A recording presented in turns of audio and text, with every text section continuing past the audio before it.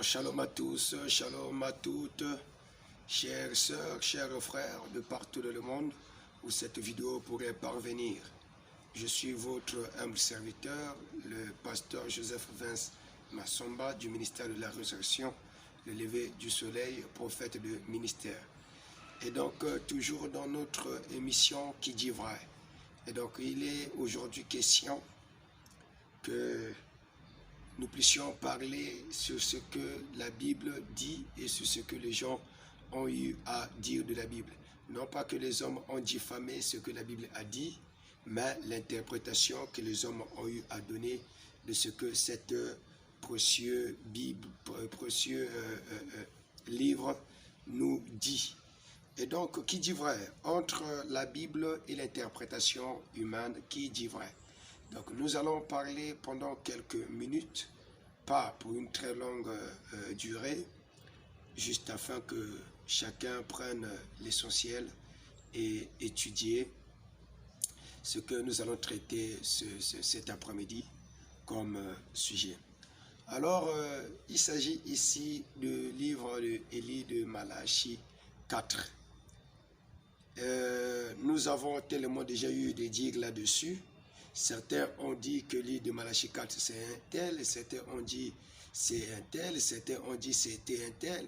Et donc nous voulons un peu revenir sur ce qu'elle-même elle dit. Qui dit vrai? De tout ce qui a été dit de Élie de Malachie 4, qui est la personne qui dit vrai? Est-il Élie? Ne l'est-il pas? Et donc nous allons le découvrir. J'ai l'habitude de le dire. J'ai l'habitude de le dire que toutefois, quand vous voulez étudier un passage de l'Écriture, tâchez-vous de ne pas rester dans la pensée de celui que vous avez eu à étudier et forcez-vous à être en contradiction afin d'avoir une inspiration divinement venant de Dieu. Alors, si celui que vous avez eu à lire a-t-il dit la vérité et que cela lui a été divinement révélé, je crois que votre étude de cette même écriture, celui qui a révélé à ce prédécesseur dont vous avez fait la lecture, aussi vrai, c'était révélé par Dieu. Je crois que le même esprit, le même Dieu ferait de sorte de vous ramener divinement près de cette même vérité. Non pas que vous vous efforcez à être en parfaite entente, en parfaite affirmation de celui que vous avez eu à lire, et plutôt chercher à ce que vous puissiez vous efforcer, efforcez-vous davantage pour être en contradiction avec ses propos. Dieu lui-même, peu à peu, s'il voudrait vous révéler la même pensée que l'autre avait eu à dire, je crois que il est prêt, il est capable de le faire. Et donc, nous devons rester fondés sur la Bible. La Bible n'est pas la répétition des méditations de quelqu'un d'autre ou l'interprétation donnée par quelqu'un.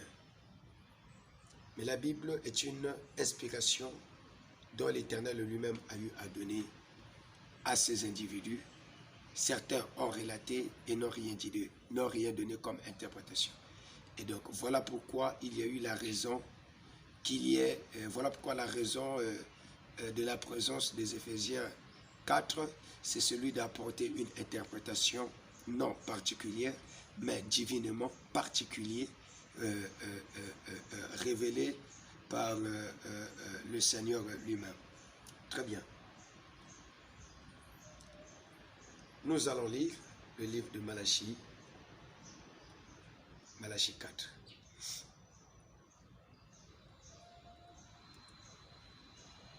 Et il est dit dans ce livre de Malachie 4, je vous enverrai Élie le prophète, il ramènera les cœurs des pères, etc., etc., comme vous pouvez vous aussi le lire.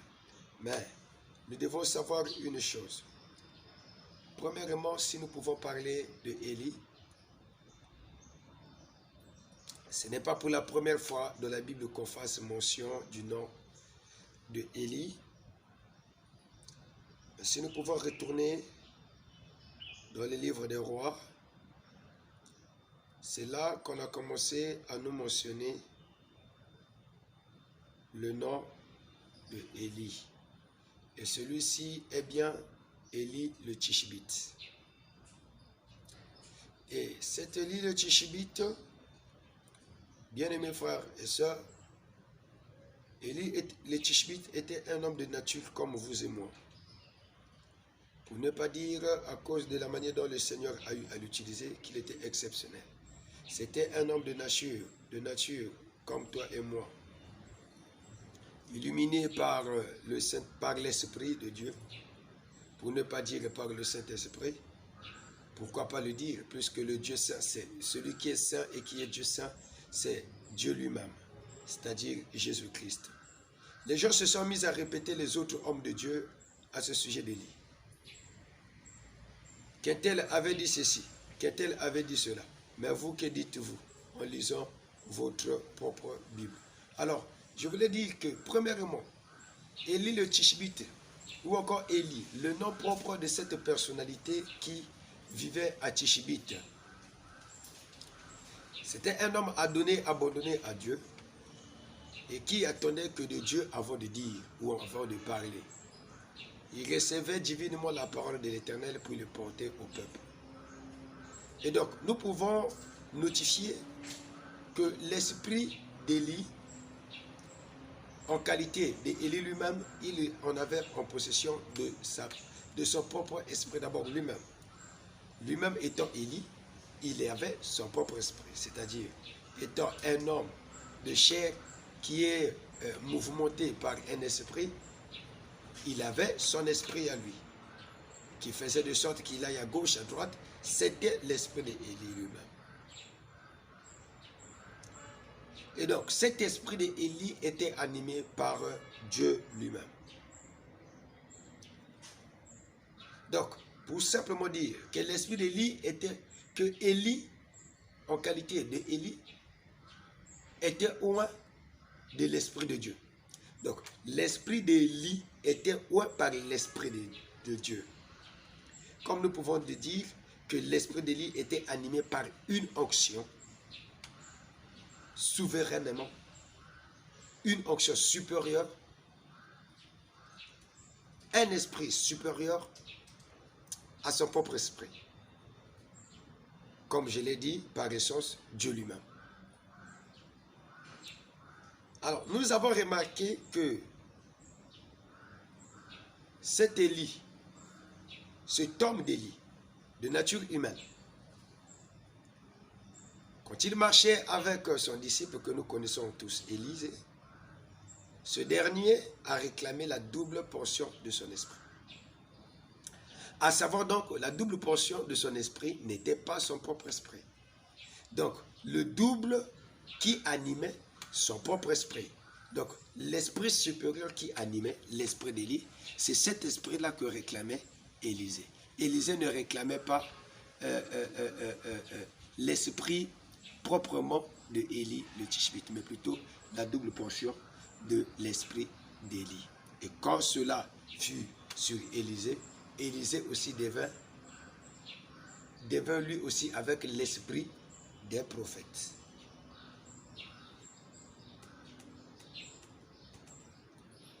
Alors, voyons voir. Quand l'alliance avec Moïse a été instaurée, nous croyons tous que l'esprit d'Élie n'a pas commencé à agir seulement au temps d'Élie. Mais l'esprit d'Élie, étant Dieu lui-même, a commencé depuis l'Éden jusqu'à Moïse, jusqu'à nos jours. Donc nous ne pouvons pas débuter la décompte de l'esprit d'Élie à travers Élie, à travers Élisée, à travers Jean-Baptiste, à travers aujourd'hui, etc. Non, non, non. L'esprit d'Élie a commencé bien il y a longtemps, depuis des décennies, depuis le jardin d'Éden. Pourquoi pas dire depuis l'éternité, cet esprit se mouvait. Donc, je voudrais être bref. Remarquez qui dit que je vous enverrai Élie le prophète. Non pas qu'il envoie Élie le Tishbite, qui était le prophète, parce que si nous prenons cette écriture et que nous parlons de Élie, je vous avouerai, Élie le prophète, et nous devons savoir que toutefois quand l'Éternel parlait aux Juifs, il ne parlait pas à nous les peuples des nations. Il parlait à son peuple juif. Et donc pour un Juif, automatiquement, pour ne pas dire systématiquement, ou encore naturellement, compréhensiblement, charnellement, il pourrait déjà aller à comprendre que non. Oh, mais donc cette écriture, Élie, le Tishbite, doit donc revenir. Pour un Juif, il se dirait que non, comme on nous parle d'Élie le Tishbite, certainement, Élie le Tishbite reviendra. Quand nous voyons le discours, retournons dans notre Bible en prenant le livre de Matthieu 17, 10, où on nous parle encore de cet Élie.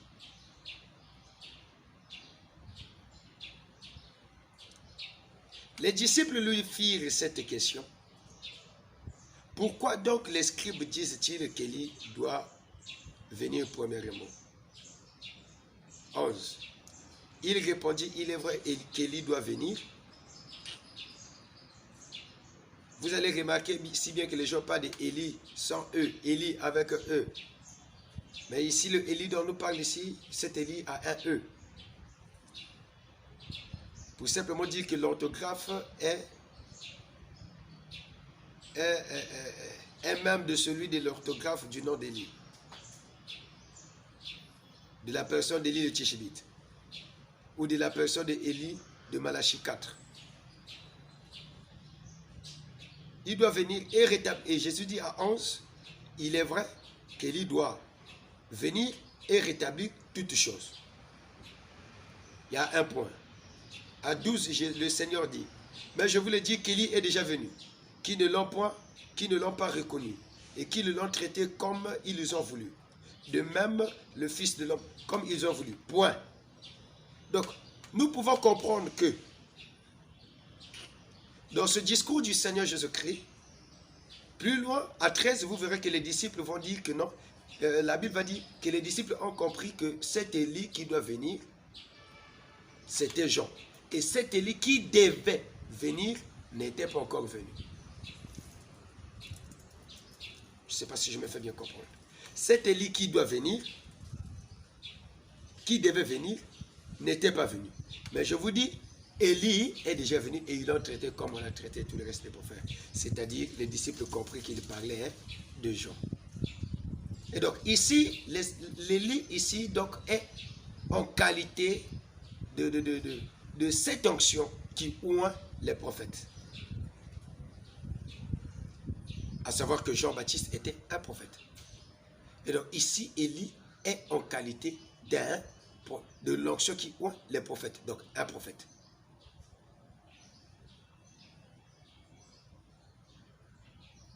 C'est pas si nous nous faisons comprendre.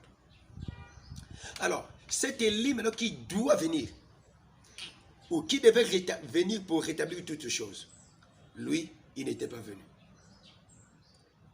Alors, le grand problème ici est à résoudre, qui est donc cet Élie qui doit venir pour rétablir toutes choses. C'est là où le grand drame se pose entre les religieux.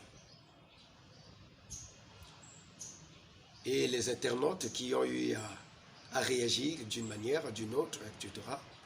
pour cette affaire de Élie qui doit rétablir, qui vient rétablir toutes choses. Remarquez bien, ce fut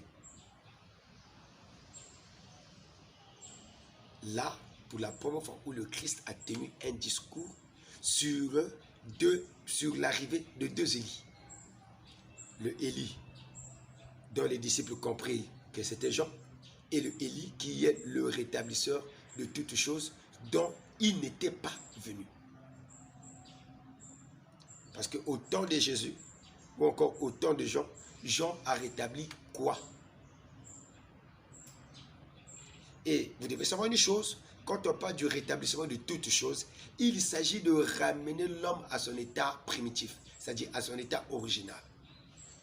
Donc la restauration de la terre, la restauration de tout ce qui est divine, toutes choses divinement dites, la restauration de l'homme, la restauration de la terre, la restauration de la compréhension, la restauration, bon, on peut simplement dire le retour à l'original, où l'homme était un Dieu sur terre.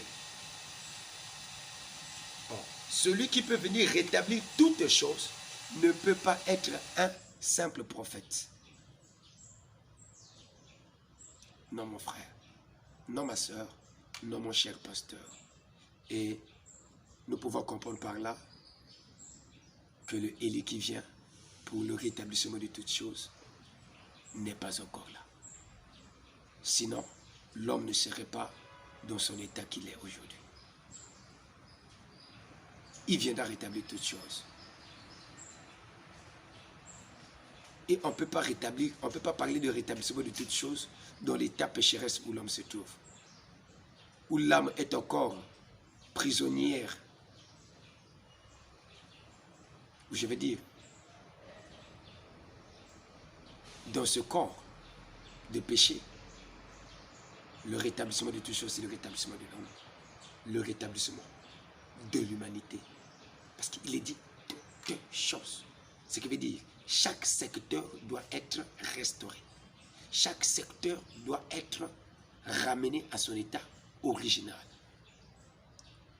Et donc, c'était là notre première étape. Nous reviendrons à la suite pour parler de cet Élie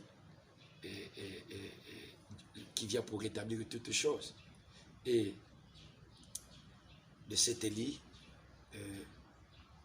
du livre de Malachie 4, qui est Élie le prophète aussi, qui est promis, dit bien au dernier jour, parce que pour comprendre ça, il faut retourner aussi dans le livre de Malachie 3, je crois, vers le bas, où les lois ont été données à ce peuple, et vous remarquerez que son rapport avec Horeb, le Élie de Malachie 4 dont on nous fait mention, a un rapport avec les inscriptions ou encore la loi qui a été violée par le peuple, qu'il faudrait qu'Élie revienne pour ramener le peuple juif à cette compréhension, ramener le peuple juif à cette alliance nouvelle, à cette alliance ancienne qu'ils avaient, et qu'on n'en parle plus de cette violation de la loi dont ils ont eu à poser. Et je crois que c'est l'interpellation de Dieu pour le peuple juif, pour leur dire qu'il faudrait qu'ils reviennent pour vous ramener. Comme il est dit, souvenez-vous de la loi prescrite à Moïse, mon serviteur. Je crois que c'est dans le livre de Malachie 4, vers en bas là-bas, vers les 4, ou 4, vers 4, 4 en bas, où il est fait mention de cette écriture dont je viens de vous faire part. Et donc, pour le reste, que le Seigneur Jésus-Christ vous bénisse. Ne manquez pas de réagir, ne manquez pas de nous contacter sur le 06 664 98 98. Je répète, le 06 pour ceux qui sont de la nation congolaise, proprement dit, le Congo-Brazza. Appelez-nous sur le 06 664 98 98. Et pour l'international, vous pouvez ajouter le plus 242. Je répète, l'international, vous pouvez ajouter le plus 242. 06 664 98 98. Que le Seigneur Jésus-Christ vous bénisse pour l'écoute de cette courte vidéo, pour la méditation sur ces Écritures, parce que je crois que vous allez méditer là-dessus et réagissez, et avec l'aide de Dieu, votre humble serviteur le révérend prophète Joseph Massamba du ministère de la Résurrection, le lever du soleil. Nous y reviendrons. Croyez-moi, nous y reviendrons en voyant vos réactions sur notre émission Qui dit vrai? Est-ce que Joseph Massamba qui doit dire vrai ou c'est la Bible qui doit nous dire vrai? Pour le reste, que le Seigneur Jésus-Christ vous bénisse. Shalom, shalom. Que Dieu te bénisse, mon frère.